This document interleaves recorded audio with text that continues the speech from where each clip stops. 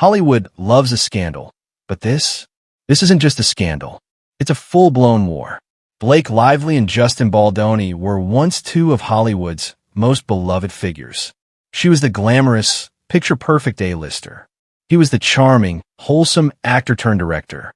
But today, they're locked in a vicious, no-holds-barred legal battle that's already destroying reputations, wrecking careers, and exposing secrets neither of them wanted the world to see. It started as a $250 million lawsuit, a shocking legal attack from Blake, filled with accusations so damning they dominated headlines for weeks. But instead of backing down, Justin struck back harder, countersuing for a jaw-dropping $400 million. And now, the war is in court, and it is not going well for Blake.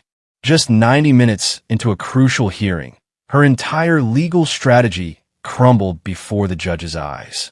Motions denied, gag orders shut down, and perhaps the most humiliating defeat of all, a ruling that will force her to face Justin's legal team head-on in one of the most brutal interrogations Hollywood has ever seen. And here's the real kicker. If Blake loses this case, it could cost her everything.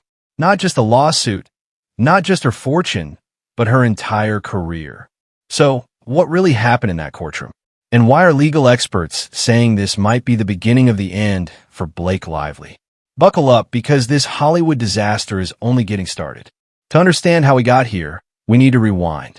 For years, Blake Lively and Justin Baldoni were two Hollywood golden children.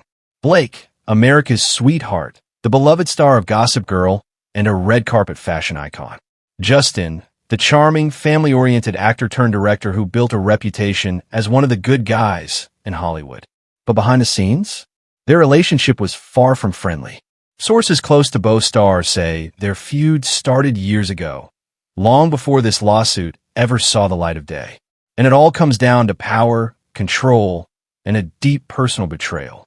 Insiders claim that Blake and Justin had a tense, complicated history in Hollywood's inner circles. It all started when Blake was allegedly pushing for a major producing deal at the same time Justin was launching his own film projects. According to reports, Blake was in talks with a major studio to take creative control over a high-profile project, but at the last minute, that deal fell through. And guess who swooped in and took the opportunity? Justin. That project? It went on to become one of Justin's biggest successes. For Blake, it was a public and private humiliation. Sources close to the actress claim she never got over it. And when Justin's career skyrocketed as a result, Blake's resentment only grew. Was this lawsuit always about justice? Or was it revenge for something far more personal? Blake Lively's lawsuit against Justin Baldoni hit Hollywood like an earthquake. The documents were explosive, allegations of serious misconduct, financial deception, and a behind-the-scenes power struggle that painted Justin as a manipulative Hollywood player who had been using his influence to silence and intimidate.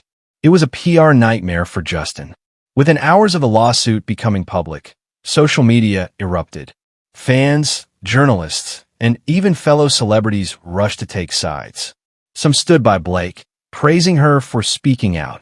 Others were deeply skeptical. The accusations felt suspiciously timed, and many questioned if this was really about justice or revenge. And then came Justin's counterattack.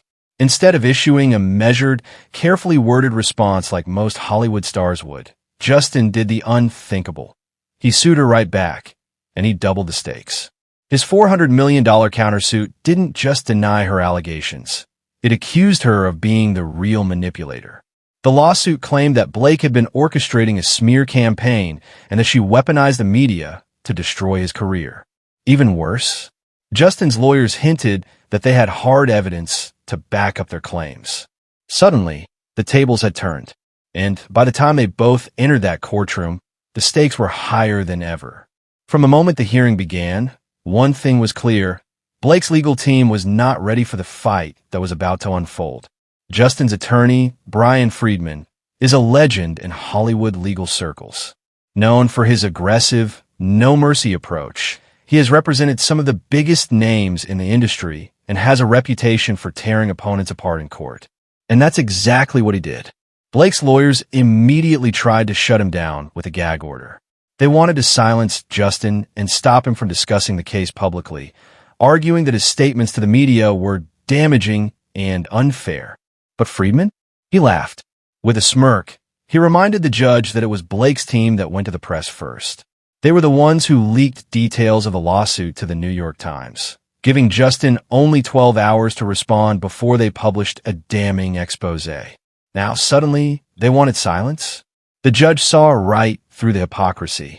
The gag order was denied, a devastating blow to Blake's legal strategy. And then came the next disaster. Blake's lawyers argued that Justin was unfairly using public perception against her.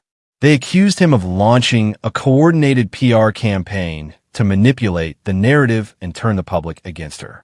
But before they could even finish their argument, Friedman dropped a bombshell. He revealed that Justin had launched a website, a fully documented, evidence-packed website that would soon go live with videos, messages, and legal documents proving his case. Blake's lawyers were stunned. They demanded the judge shut it down immediately. But once again, the judge sided with Justin. If Blake had the right to talk to the press, then Justin had the right to present his side too. Another ruling, another victory for Justin. And then came the final, crushing blow. Blake's lawyers made one last-ditch attempt to protect her. They argued that she should be allowed to choose who questions her during her deposition, an unusual request that immediately raised eyebrows. Why? Because they wanted to keep her away from Brian Friedman. They knew that if Friedman was allowed to question her, there would be no PR script, no rehearsed answers, no safe escape. Just raw, brutal cross-examination. But the judge? Not buying it. The request was denied. Blake would have to face Friedman. No restrictions. No special treatment. By the time the hearing ended, one thing was painfully clear. Justin had won the first major battle. But the real war? It's just getting started. With the trial now officially set for March 2026, the stakes couldn't be higher. Because if Blake loses, this won't just be about a massive financial hit. It will be the biggest fall from grace Hollywood has seen in years. Justin's $400 million countersuit is more than her and Ryan Reynolds' combined net worth. A financial loss this massive? It wouldn't just hurt, it would obliterate them. And even if she survives financially, there's her career to consider. Hollywood forgives scandals, but lawsuits like this? They're career killers. Brand will drop her. Studios will distance themselves. Directors will hesitate to cast her. And the longer this case drags on, the more people are starting to doubt her story. Was she really seeking justice? Or was this a calculated attack that backfired spectacularly? One thing's for sure, Blake Lively is in the fight of her life. And as the trial approaches, the truth will come out, one way or another. And trust me, you do not want to miss what happens next.